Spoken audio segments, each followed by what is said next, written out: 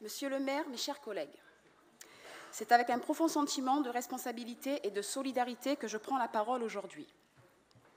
Le 14 décembre dernier, un cyclone d'une puissance dévastatrice a frappé Mayotte, semant la destruction et la mort sur son passage. Ce n'était pas simplement une catastrophe naturelle, mais une tragédie humaine. Les vents impitoyables ont emporté des vies, brisé des foyers, et aujourd'hui, alors que le bilan reste incertain, nous devons nous interroger sur ce que nous faisons pour réparer les blessures infligées à cette île. Mayotte, ce petit bout de terre situé dans l'archipel des Comores, fait partie de notre nation.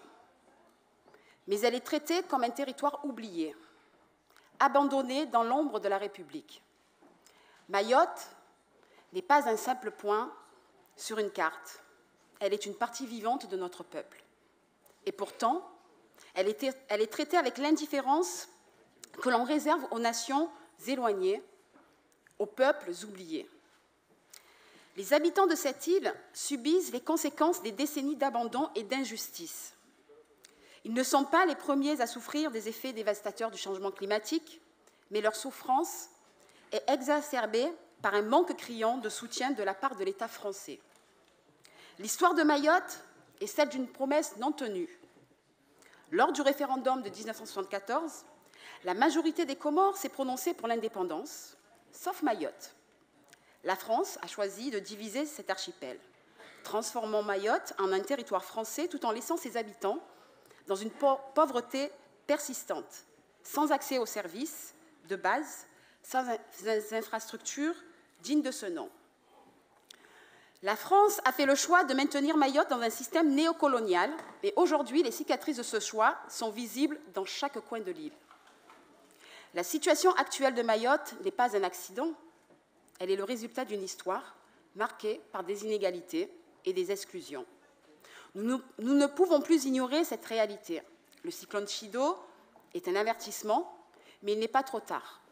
Nous avons le pouvoir de réparer, de reconstruire, de transformer et d'adopter ce territoire ultramarin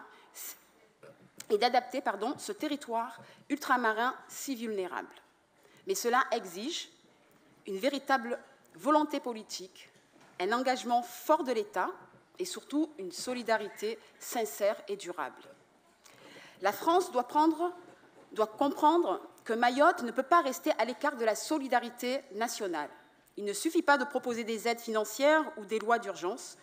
Ce dont Mayotte a besoin, c'est d'une coopération réelle et durable, une vision à long terme qui inclut la participation active de ses habitants, des acteurs locaux et des collectivités territoriales comme la nôtre.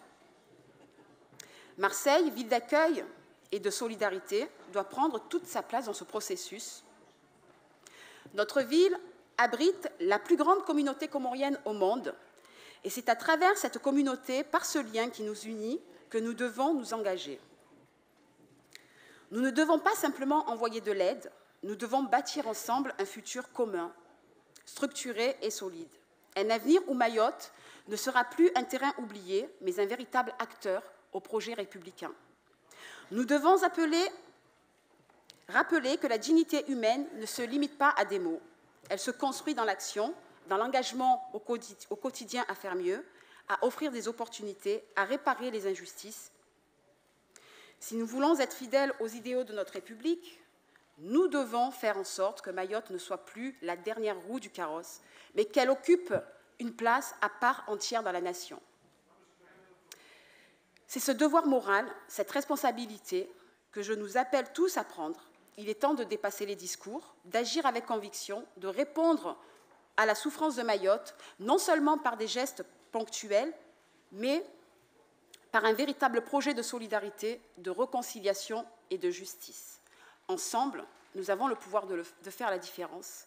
Ensemble, nous pouvons réparer les torts du passé et bâtir un avenir meilleur pour les habitants de Mayotte. Je vous